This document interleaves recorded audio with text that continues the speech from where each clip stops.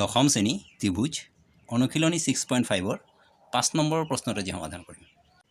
প্ৰশ্নত দিয়া আছে যে ABC সমদ্বিবাহু ত্ৰিভুজৰ AC = BC যদি AB² = 2AC² তেন্তে প্ৰমাণ কৰা যে ABC এটা সমকোণী ত্ৰিভুজ। আচ্ছা, এতিয়া প্ৰথমে দিয়া আছে খিনি লিখা হ'ল যে ABC এটা সমদ্বিবাহু ত্ৰিভুজ, AC = BC, AB² = 2AC² প্ৰমাণ কৰিব লাগে ABC এটা সমকোণী ত্ৰিভুজ। সমকোণী ত্ৰিভুজ বুলি প্ৰমাণ কৰিবলৈ ইয়াক আমি কি কৰিব লাগিব? পাইথাগোৰাছৰ সূত্ৰটো ইয়াত প্ৰযোজ্য কৰি দেখুৱাব লাগিব, তেতিয়াহ'লে এইটো সমকোণী ত্ৰিভুজ বুলি প্ৰমাণ কৰিব পাৰে। পাইথাগোৰাছৰ সূত্ৰটো কি কাৰণে লোৱা হ'ল? কাৰণ ইয়াত স্কুৱাৰ দিয়া আছে, যিকেইটা দিয়া আছে তাত স্কুৱাৰত দিয়া আছে আৰু পাইথাগোৰাছ সূত্ৰত স্কুৱাৰ হিচাপে আহে, সেইকাৰণে আমি পাইথাগোৰাছৰ সূত্ৰত ইয়াক সমাধান কৰিব লাগিব। তো প্ৰথমতে ইয়াত যেনেকৈ দিয়া আছে যে AB² =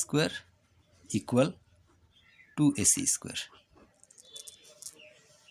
আৰু AC = BC এইটো দিয়া আছে, এইটো দিয়া আছে।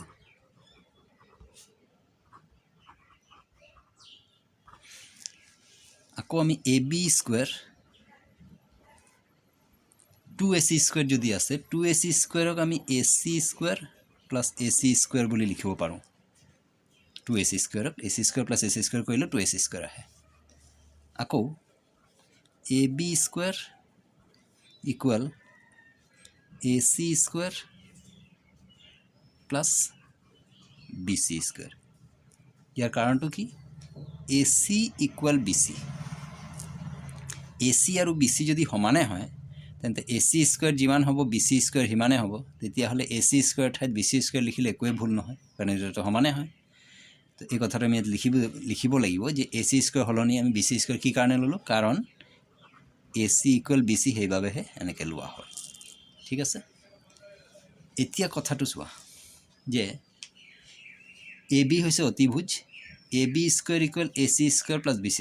তাৰমানে ইয়াত পাইথাগোৰাছৰ সূত্ৰটো ইয়াত প্ৰযোজ্য হৈছে। এতেকে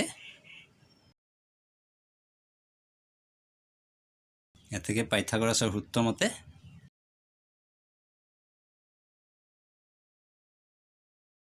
ABC এটা সমকোণী ত্ৰিভুজ য'ত এংগেল C = 90 ডিগ্ৰী।